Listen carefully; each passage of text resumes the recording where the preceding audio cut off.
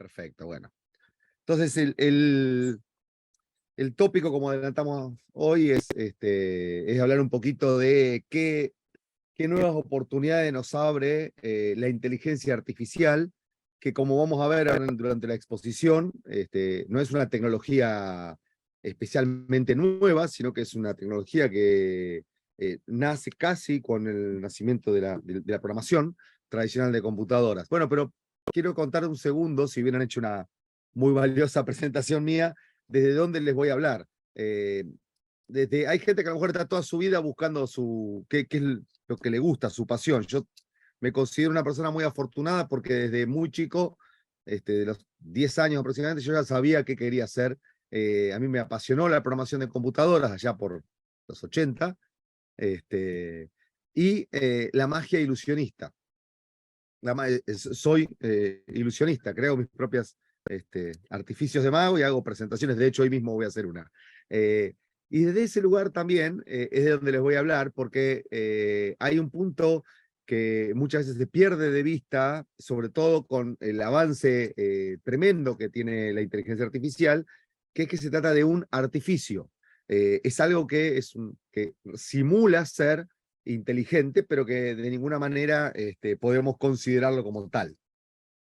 Entonces, un poco uniendo esas dos cosas, yo pensaba, trataba de recordar cómo era la mirada del mundo que teníamos a lo mejor a fines del siglo pasado, o mediados del siglo pasado, ya cuando nació la inteligencia artificial, y por qué era tan diferente, por qué costaba tanto imaginar cómo iba a ser el mundo. La persona justo que está en la foto es Arthur Clarke, que quizás fue una de las personas que mejor pudo vislumbrar hacia adelante casi 50 años. Pero por aquel entonces lo que se imaginaba como iba a ser la tecnología más adelante, si uno abría las revistas de divulgación tecnológica, como Mecánica Popular o la revista del ingeniero electrónico, uno se encontraba anuncios de este tipo o predicciones de este tipo.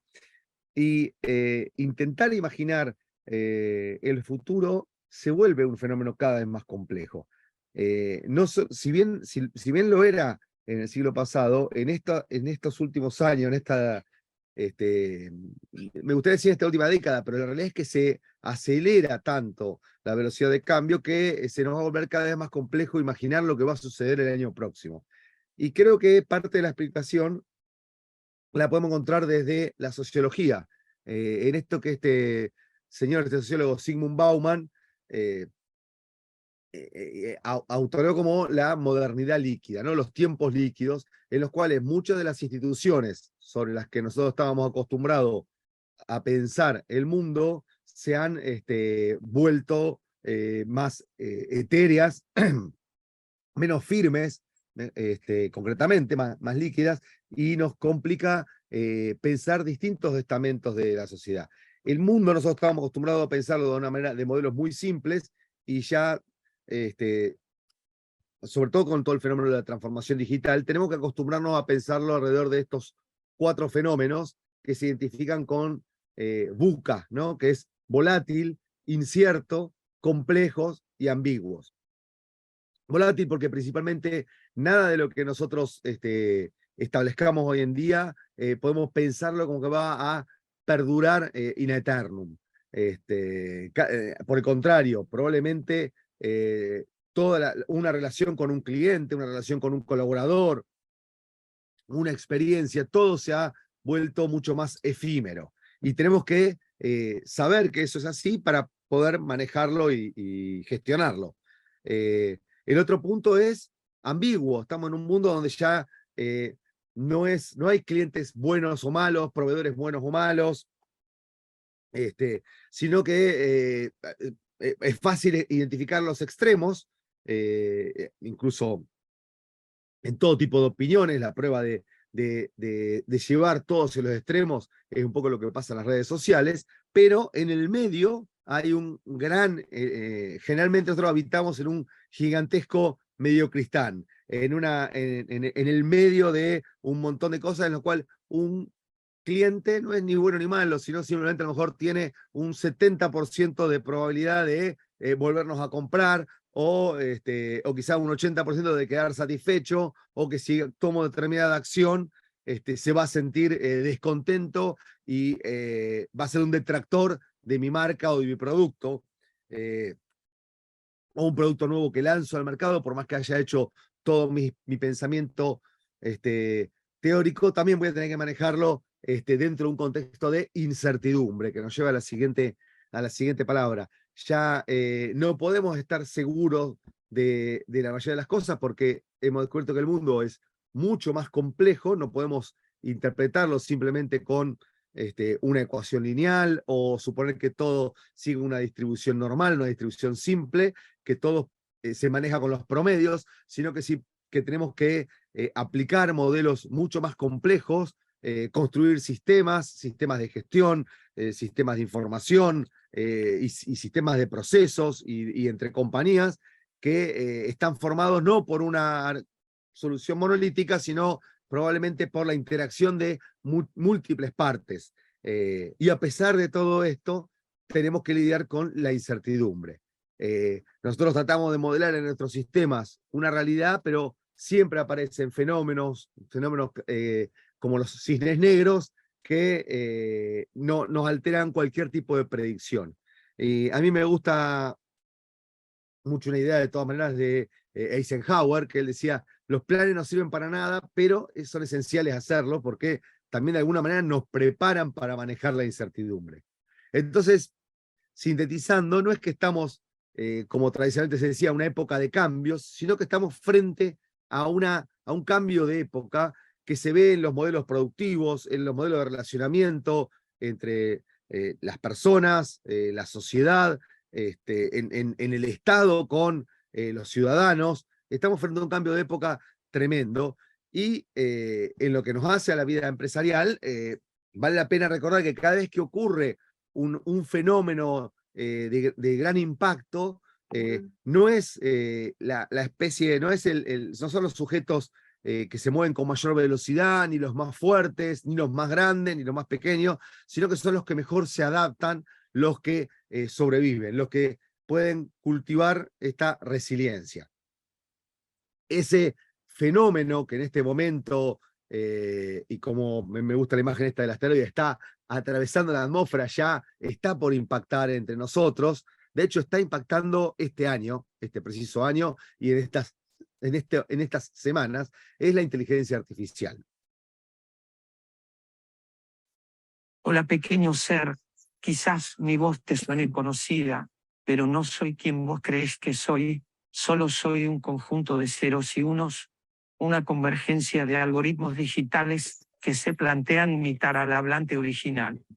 Bienvenidos al universo de la clonación de voz por inteligencia artificial, el futuro ya está entre nosotros. Si te interesa clonar. No sé si ustedes reconocen la voz, es un artista popular argentino muy singular y que cada vez que conseguía el éxito cambiaba, como hacía David Bowie, y se reinventaba y realmente siempre estuvo muy avanzado y creo que su música y su creación se pudo interpretar y entender mucho mejor a posteriori que en el momento que él la sacaba, pero él falleció hace unos años y lo que estábamos escuchando era un fenómeno de clonación de voz. Ahora, tengo que serles sincero, ese video es del año pasado. La tecnología de clonación de voz, desde el año pasado a principios de este año, avanzó una barbaridad. Microsoft presentó Microsoft Research, su área de investigación, presentó un paper con un producto que solo con 3 segundos, con un sample de 3 segundos de otra voz, podía tomar esas características para clonarla. ¿Qué quiere decir clonarla? Poder hacer que otro hablante hable con el mismo timbre que tengo yo y también con la misma entonación, la misma forma particular de hablar. Y el mismo fenómeno lo hemos visto con los deepfakes. De nuevo, estas imágenes que estamos viendo que conmocionaron al mundo porque eran imágenes falsas, son de unos 6 meses atrás ya. Y va a decir, bueno, son nuevas. No, son viejísimas. Porque desde que salieron estas imágenes, los modelos crecieron en calidad y en complejidad un orden de magnitud. Ahora vamos a repasar un poquito qué pasó con la evolución, cómo fue la evolución de estos modelos que generan, pero tengamos en mente, han aparecido hace apenas 1 o 2 años y ya van por la 4ª versión. Entonces, gracias a esta simplicidad para generar contenidos, la inteligencia artificial está ocupando los titulares de noticias en prácticamente todos los medios durante los últimos 6 meses. Vamos a charlar un poquito entonces ahora de qué es lo que pasó y qué podemos esperar que pase para adelante. De nuevo, si quieren interactuar y hacer preguntas, tienen abierto el chat, pueden hacerlas por ahí y los colaboradores me la van a repetir. Entonces, primero vamos a tratar de definir qué es la inteligencia artificial, y para eso, bueno, este señor Alan Turing, él decía, ya en los 50, él decía que solo podemos ver una corta distancia para adelante en el futuro, pero ya sabemos que hay muchísimas cosas que hay que hacer. Y lo mismo pasa con el tema de la IA. Si bien podemos predecir un corto periodo hacia adelante, es evidente de que tenemos muchísimo trabajo por hacer por delante. ¿Qué es entonces, o cuándo podemos decir que una computadora puede ser llamada inteligente? Anterior a esta definición, claro, se pensaba que algo, en los tiempos de Leibniz, por ejemplo, que una máquina que pudiera hacer cómputo, que pudiera ejecutar un programa que hiciera una tarea que nosotros asociamos con la inteligencia, ya la íbamos a considerar inteligente. Entonces se asociaba típicamente la inteligencia con la memoria o con la capacidad de hacer cálculos, y hay muchas definiciones. Entonces, como es un tema más bien subjetivo el qué es una inteligencia, me gusta esta definición de Alan Turing, que tiene que ver más bien con su test, ¿no? Que dice, una máquina puede ser inteligente si nos logra engañar, si nos logra engañar a una persona o a otra máquina, haciéndole creer que es un humano, ¿sí? Entonces, ese es el famoso test de Turing, hacer una prueba que nosotros, sin saber quién nos está contestando del otro lado, no podemos diferenciar si se trata de una persona o una máquina. Aún, inclusive, si lo hiciéramos al azar, bueno, estaríamos 50 y 50.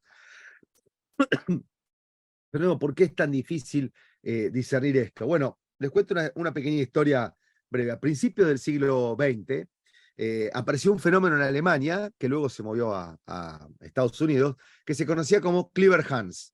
Hans era el caballo inteligente. En esos tiempos, principios del siglo XX, final del siglo XIX, había un montón de interés en estudiar qué es lo que estaba vinculado con lo mismo que ahora, ¿no? Con la parte biológica del cerebro, con cómo los métodos de aprendizaje y de enseñanza, y un científico se le ocurrió entrenar a un caballo enseñándole a hacer operaciones matemáticas. Podía hacer sumas, divisiones, inclusive fracciones. Podía distinguir incluso a partir de un día del año qué día del calendario caía, por ejemplo. Clever Hans era el que se llamaba el caballo listo. Lo pueden buscar en Wikipedia y se enteran toda la historia, es muy divertida. Pero lo importante es, bueno, enseguida lo llevaron por las universidades, como les decía, terminó en Estados Unidos, y todo pensaba, bueno, se tratará de un fraude. La realidad es que, hago el spoiler, no había ningún fraude. La persona que lo entrenó le enseñó de verdad, y las pruebas que se hacían, el caballo las contestaba. Incluso probaron a hacerlo sin el entrenador, pero sí con a lo mejor alguno de los cuidadores, y el caballo contestaba correctamente. Hasta que a alguien se le ocurrió hacer la prueba, que quien estuviera con el animal cuando se hacía la prueba, fuera alguien que no supiera la respuesta a las preguntas, una persona analfabeta. Entonces, entonces, quien medía el experimento no sabía qué se estaba midiendo, y quien lo hacía tampoco sabía para qué se estaba haciendo. Y resultó que el caballo no podía contestar correctamente, comenzaba a errar mucho más frecuentemente. Esto llevó a la sospecha de que en realidad lo que había surgido era que había ciertos micromovimientos que hacíamos los seres humanos que el caballo los podía interpretar, y en base a eso deducía la acción que tenía que hacer. ¿Por qué traigo esta historia? Porque es muy difícil interpretar o definir, discernir cuándo es un comportamiento inteligente.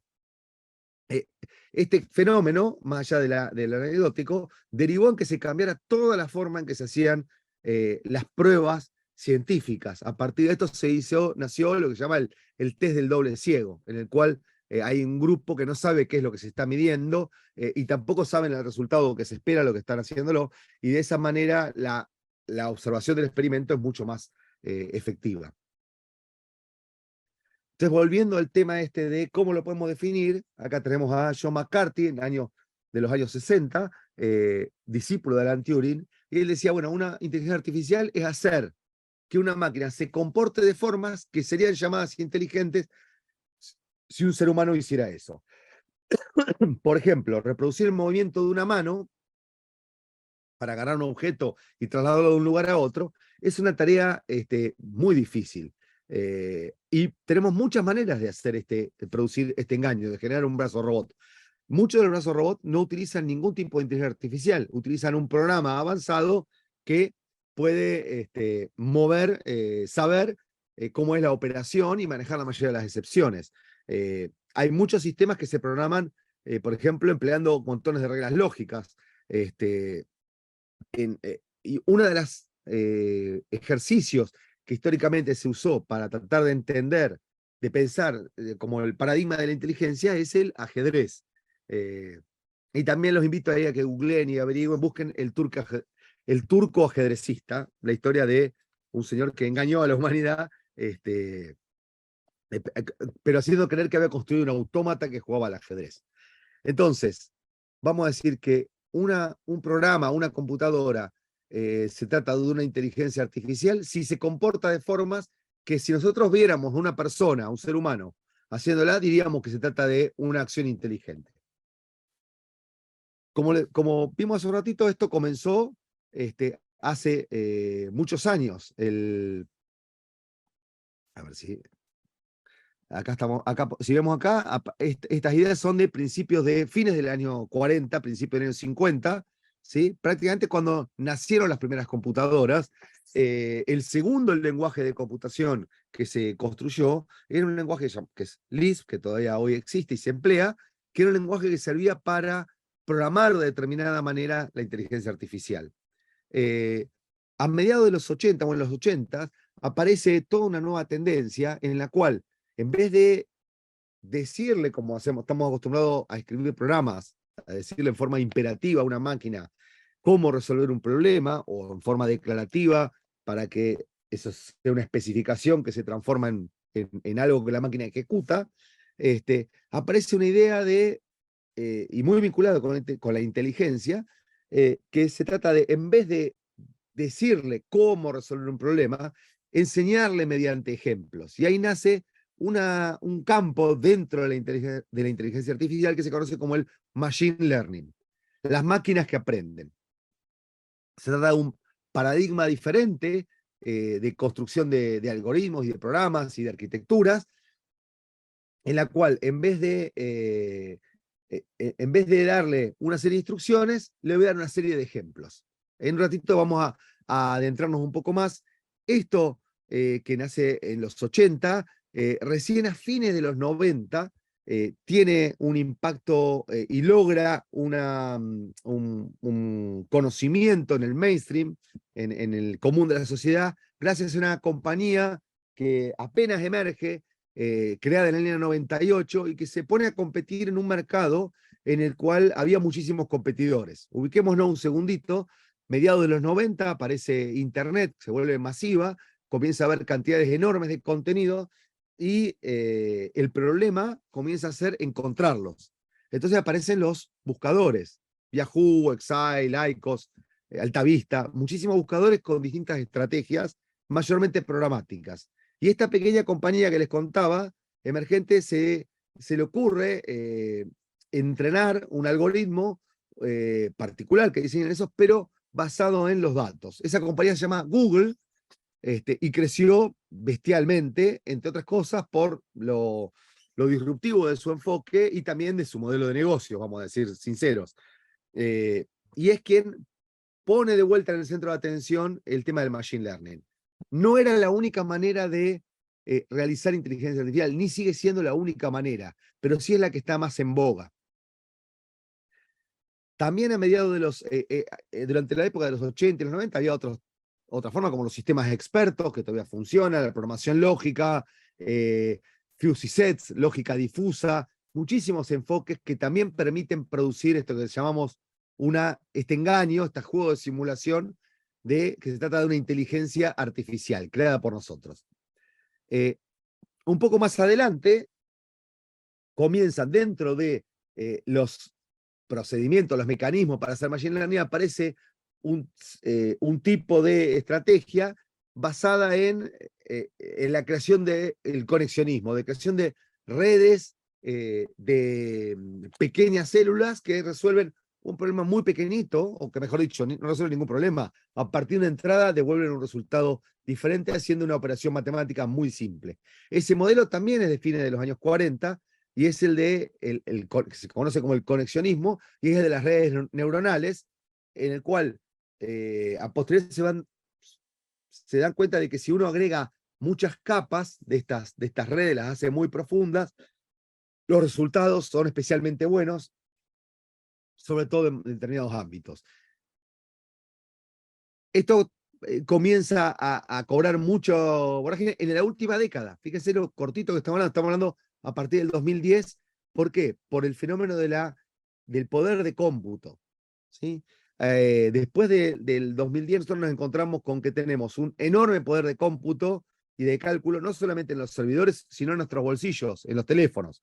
Tenemos abundancia de datos. Los datos antes era muy costoso almacenarlos, y de golpe se abarata radicalmente el coste de almacenar los datos. Así que podemos producir mediante dispositivos, mediante Internet, mediante el Internet de las cosas, mediante las imágenes que podemos capturar con nuestros teléfonos, el audio que podemos grabar digitalmente con un teléfono, con la máquina o con nada, con productos de consumo masivo. El mundo se vuelve completamente digital y tenemos una abundancia de datos digitales. Entonces, esa abundancia de datos, este poder de cómputo que tenemos, es el caldo de cultivo ideal para que funcionen estos algoritmos que estamos hablando aquí de machine learning. ¿Sí? Podemos hacer entonces ahora, si me deja esto avanzar. Bueno. Una distinción, entonces, dentro de las máquinas que aprenden, hay tres tipos de algoritmos. Algoritmos que se llaman supervisados, algoritmos en los cuales yo le voy a dar un montón de ejemplos a la máquina y que yo ya sé la respuesta.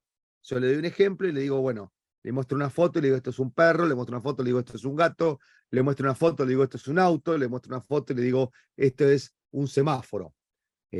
Dicho sea de paso, cada vez que ustedes están contestando un captcha de esos que le muestra una imagen, están gratuitamente entrenando una inteligencia artificial.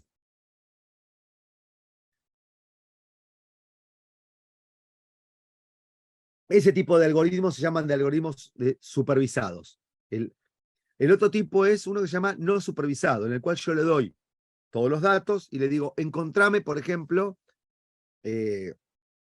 hacemos un clúster de los datos, es decir, agrupame los datos. Vamos a suponer que le tiro una población de clientes y le digo, agrupame por en base a todos los atributos que tengan, cuáles son los más parecidos en 10 grupos, ¿sí? O si tengo los típicos en las elecciones, ¿no? De tratar de entender la población, qué mensaje le gusta, poder segmentarlos a partir de gente que le gusta, por ejemplo, determinadas propuestas y estaría dispuesto a votar a tal candidato.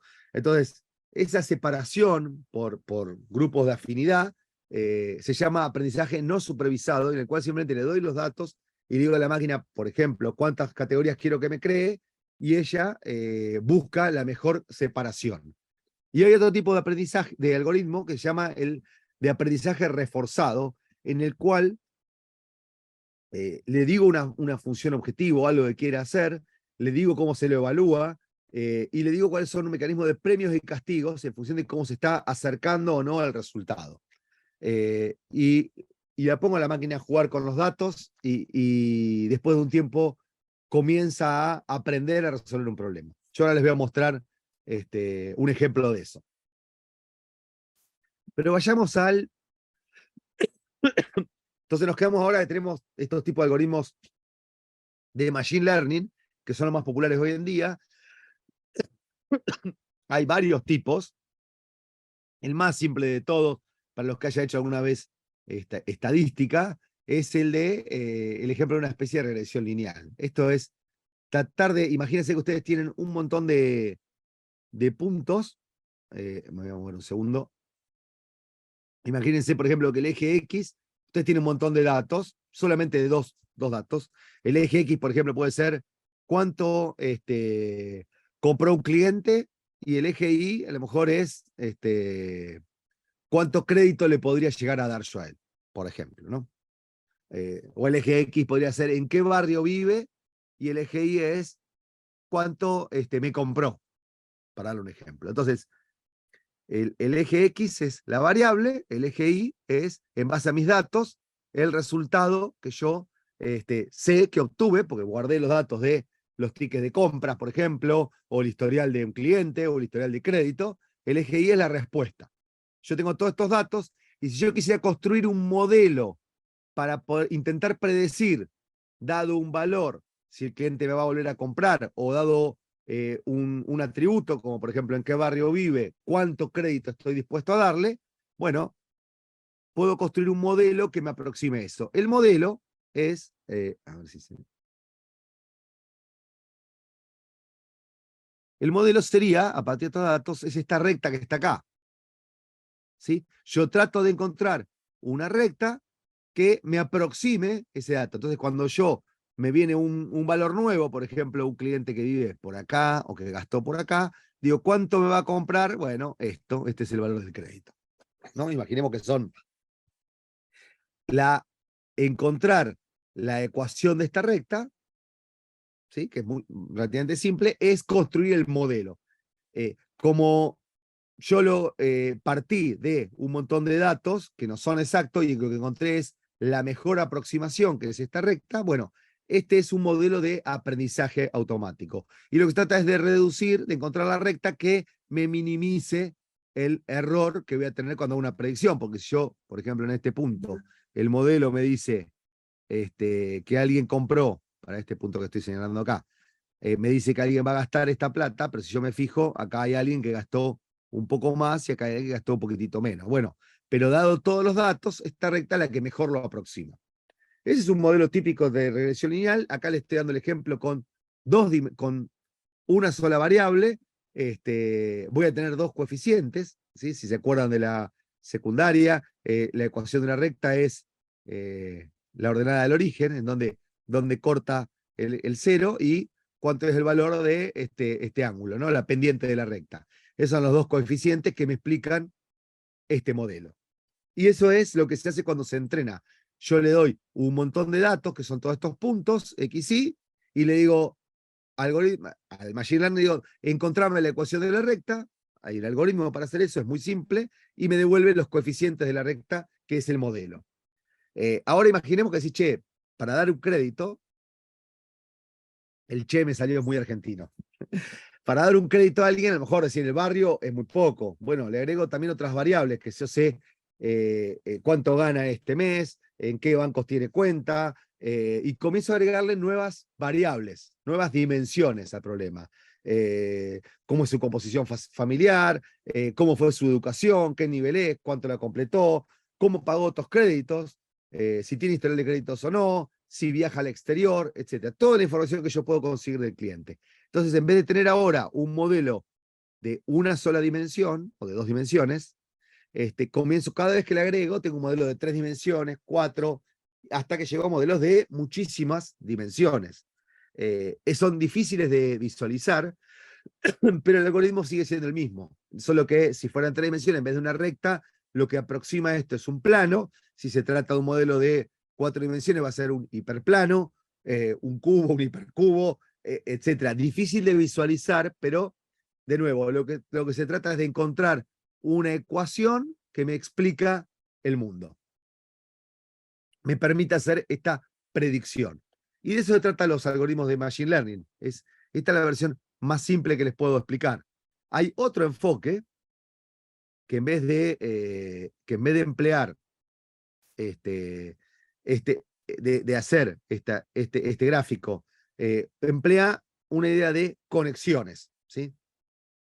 Acá está el ejemplo que yo les contaba de, les doy imágenes de gatos y perros. Si yo le pregunto a ustedes, ¿cómo hago para a partir de una imagen saber si es un gato o un perro? Vamos a empezar a discernir un montón de reglas. Bueno, tiene 4 patas, vamos a ver que podría no ser un perro. Pero hay gatos que a lo mejor perdieron una pata y tienen 3 patas, o perros que tienen también 2 patas y tienen rueditas atrás y también son un perro. Bueno, entonces una buena aproximación es que tenga 4 patas, las orejas, el hocico, pero hay perros que tienen el hocico más grande y más chico. Y vamos a construir una cantidad de reglas infinitas para decirle a un autómata que si es un gato o un perro. En el mundo digital, nosotros tenemos traducidas estas imágenes a una ristra de bits, a un montón de bits de ceros y unos, y yo podría usarlo para entrenar una máquina.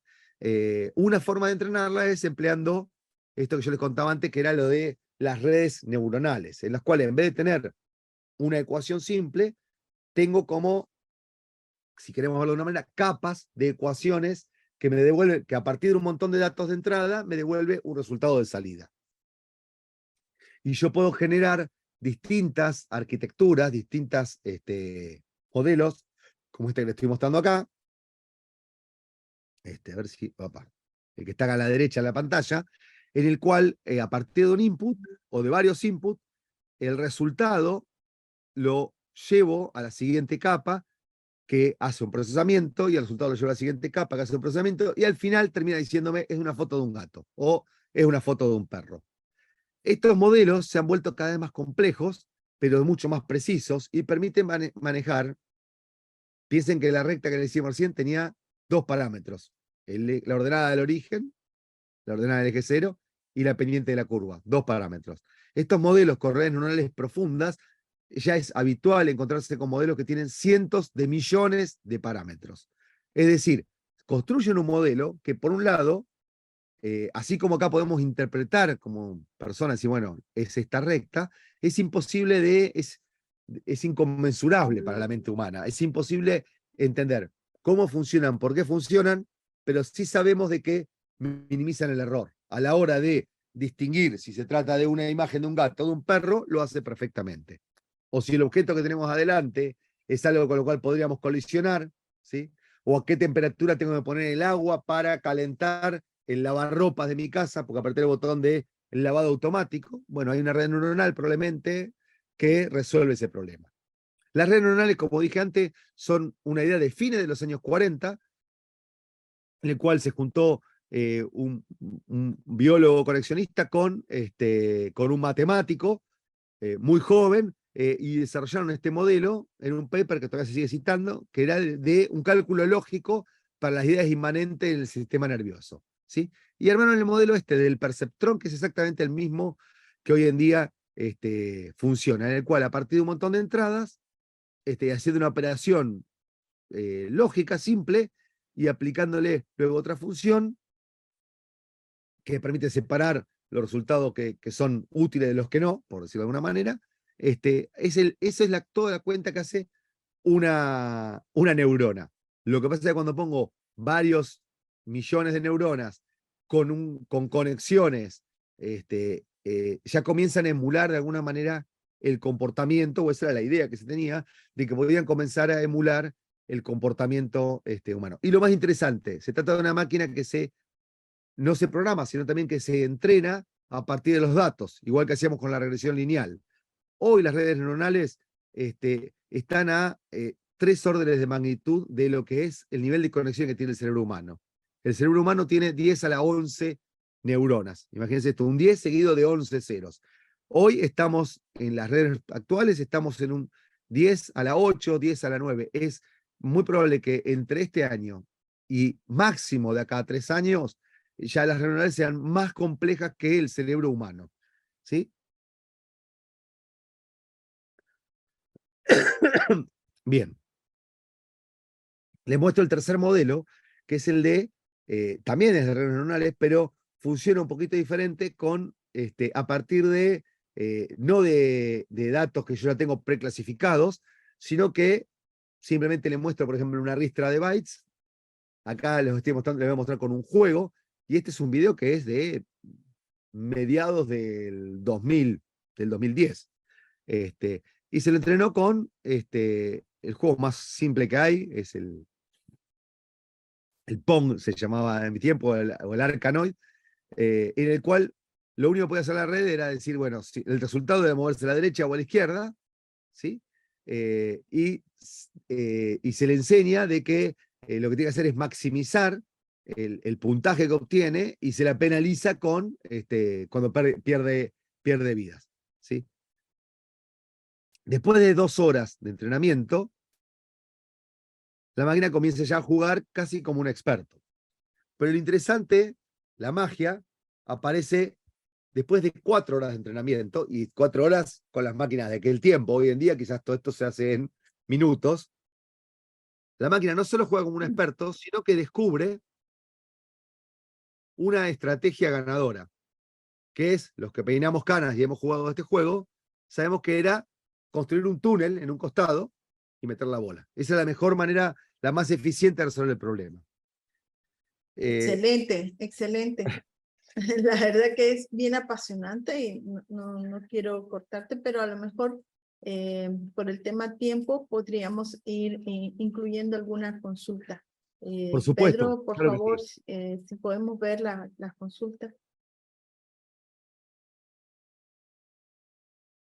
A ver si están en el chat, a ver qué Sí, están poniendo. tenemos una consulta de parte de Mauricio que indica de qué manera la inteligencia artificial puede agilizar los procesos de aduana y cumplimiento de las regulaciones en el comercio exterior. Y otra pregunta igual es, ¿cómo puede la inteligencia artificial mejorar la toma de decisiones en la selección de rutas y modo de transporte en la cadena de suministro? Buenísima, las dos. A ver, vamos con la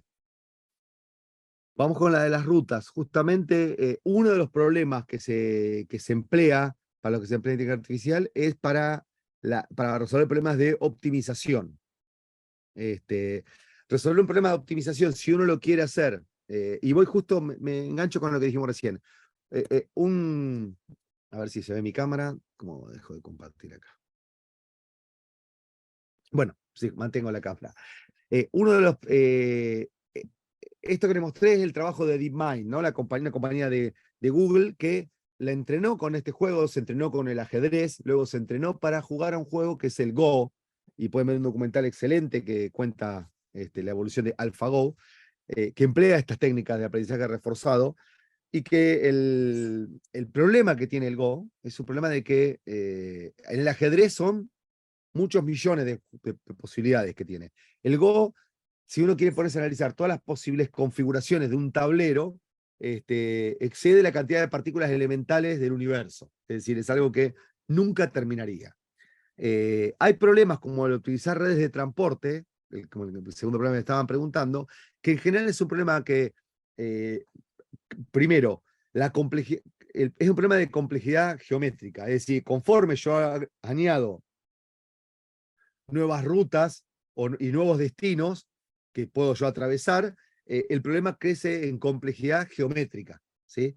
No es que crece de forma lineal, sino que resolver el mismo problema para la distribución dentro de una pequeña población es muchísimo más simple, en términos computacionales, que resolverlo, por ejemplo, dentro de una gran ciudad o para una provincia, y ni que hablar de si uno tiene que resolverlo a nivel nacional. Entonces, esos problemas de encontrar un óptimo, cuando se trata de problemas de una familia de problemas, no me quiero poner muy técnico, pero que se llama así NP completos, hay estrategias basadas en heurísticas, por ejemplo, que hoy en día se utiliza un tipo de algoritmo que se llama algoritmos genéticos, han probado ser muy buenos para encontrar estas soluciones. Las redes neuronales han probado ser muy buenas para buscar soluciones de caminos alternativos, pero en general para resolver problemas de optimización, ¿sí? No sé si contesto ahí un poco la pregunta del de los caminos. Ahí me dirá por el chat. Entonces, hoy uno puede entrenar una red neuronal para que descubra caminos óptimos, ¿sí? A lo mejor no va a ser el mejor, no va a ser el más óptimo, pero ya es lo suficientemente bueno. Lo mismo también para problema típico en transporte y cadena de suministro de cuánto es la estiva óptima.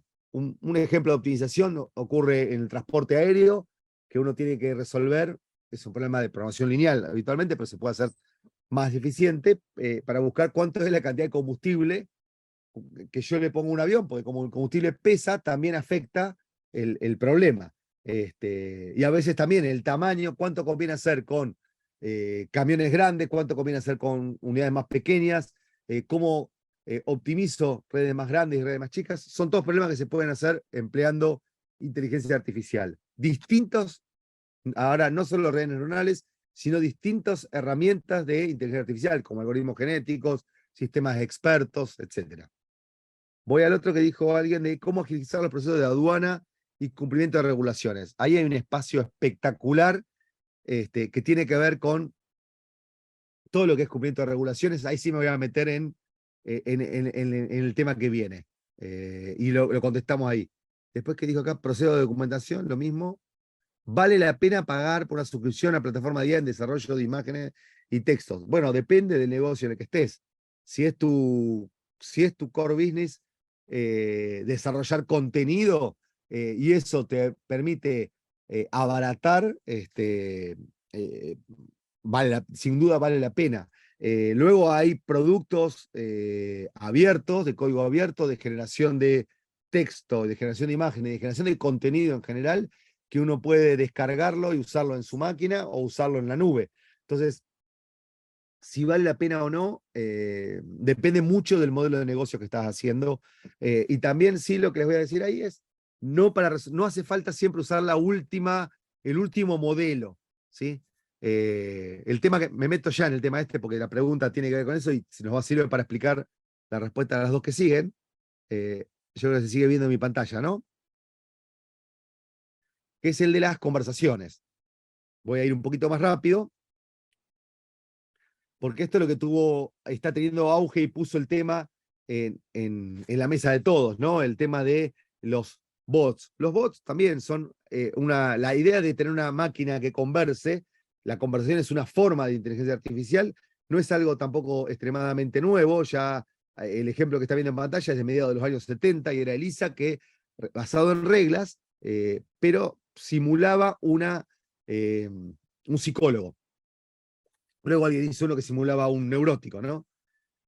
A ver, alguien me dice, ¿cuál es la diferencia entre inteligencia artificial, machine learning y, no sé qué será la otra? En palabras simples, el machine learning es un subconjunto dentro de la inteligencia artificial. O sea, uno puede simular una inteligencia empleando distintas estrategias. Uno puede hacerlo mediante un conjunto de reglas lógicas, lo puede hacer mediante un programa, mediante un cálculo, o lo puede hacer mediante, y en todos esos casos probablemente esté programando algo o escribiendo un conjunto de reglas. El machine learning, en vez de escribir las reglas, de inferirlas, lo que se hace es la entreno a la máquina, construyo el programa, no diciéndole qué tiene que hacer, sino mediante ejemplos. Si consigo un conjunto lo suficientemente grande de ejemplos, el resultado tiende a ser muy bueno. Y el deep learning es un subconjunto dentro del machine learning, porque hay muchísimos algoritmos de machine learning, pero hay uno en particular, estos que tienen que ver con las redes neuronales, en los cuales cuando uno empieza a construir redes neuronales de muchas capas, redes neuronales profundas, y el ejemplo ideal es en las de imágenes, por ejemplo, uno puede suponer que la primera capa detecta el borde de un objeto, la segunda capa determina el color, la tercera capa determina, cada capa va determinando un atributo y uno las pone así en cascada, pero requieren mucha potencia de cómputo para entrenarlas y muchísimos datos en general. Esas son las de Deep Learning. Como se ha abaratado tanto la producción de datos y el procesamiento, hoy ese modelo es el más eficiente, pero no es el único, no queda limitado a esa la inteligencia artificial. Sí es el imperante en este momento por una cuestión de practicidad y es sobre el que se están obteniendo resultados más sorprendentes.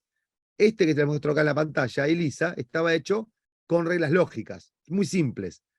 Luego esto evolucionó. And I'm Google. And I am Alexa. And this is the Wired Autocomplete interview. A esto que nosotros nos acostumbramos, que fue a hablarle a las computadoras. Al principio, Alexa, Siri y demás nos daban respuestas, eran simpáticas, más amables, pero poco poderosas. Hasta que el año pasado, noviembre del año pasado, aparece ChatGPT, que es un modelo que se llama de estos de modelo de lenguaje masivos, que en 5 días consigue 1 millón de usuarios y en apenas 3 meses consigue 100 millones de usuarios en todo el mundo. Y hoy todo el mundo está preguntándose acerca de esta tecnología, incluso ustedes. Estos modelos de lenguaje básicamente lo que hacen es, que es uno de los tipos de aplicaciones de inteligencia artificial, es simular, no nos olvidemos de esto, que entienden un texto, que entienden una pregunta y que pueden producir una respuesta. Entonces, estos modelos, vamos a ver que desde 2018 que aparecieron hasta el 2020 fueron apareciendo, el primer modelo fue producto de Google, justamente de la gente de Google, y aparece a partir de un paper que se llama Attention is what you need, todo lo que necesitas es atención. Lo ponen de código abierto al modelo y comienzan a aparecer distintas compañías. Una de las que aparece es OpenAI, una compañía que funda Elon Musk, a quien luego despiden de la compañía, retira su inversión e ingresa a Microsoft como un inversor importante y saca el GPT-1. A mediados del 2019 saca GPT-2, a mediados del 2020 saca GPT-3 y a principios de este año saca GPT-4. Estos modelos tienen, para que se hagan una idea, este modelo ya tenía 130 billones de parámetros. El modelo que le sigue de OpenAI ya tiene 1 trillón de parámetros y no nos alcanza la escala del gráfico para entender el tamaño de lo grande que es ese modelo. Y fue entrenado prácticamente leyendo todo el texto producido por la humanidad. Lo que sí, hay una parte de ese aprendizaje que ha sido reforzado, usando esos algoritmos que le contaba antes, y hay una parte también que ha sido supervisado. Han contratado gente en Kenia que lo que ha hecho es calificar si la respuesta, la entrada y la salida de GPT era políticamente correcta, no generaba discursos de odio, no tenía muchos sesgos, para generar un modelo que sea más aceptable por la sociedad. Estos modelos de lenguaje, que crecen exponencialmente, o sea, literalmente van multiplicándose por 10 en su tamaño de complejidad año a año, es lo que hoy en día es el modelo imperante. Yo les hablé de la inteligencia artificial, dije, es algo que puede imitar el comportamiento humano. Hay 2 tipos grandes. Uno que imita el comportamiento específico, se llama inteligencia artificial débil, como por ejemplo mover una caja, o reconocer una imagen, o resolver un problema. Hay otro, que es lo que se llama la inteligencia artificial fuerte, que es aquella inteligencia artificial que puede aprender a resolver nuevos problemas, y es una inteligencia artificial general. Pero es importante como organizaciones incorporarla, comenzar a hacer experimentos, no embarcarnos en proyectos enormes y gigantes, para poder ir a una fase de explotación. Nada, y creo que les cierro con esto. Hay más ejemplos, podemos hacer, yo les propuse hacer una siguiente fase de esto. No detenernos simplemente en el tema de pensar en usar la inteligencia artificial como un fin, sino como un medio, y entender esto, ¿no? Que el proceso de innovación tecnológico es un viaje, no un destino en sí mismo. Los que les interese profundizar más en los temas, hay muchísimo contenido, me pueden escribir a mi correo electrónico, ahí lo puse, gustavo.guaragna@snoopar, o me pueden encontrar en LinkedIn como Gustavo Guaragna, es la más fácil, o en Twitter también, Guarasat.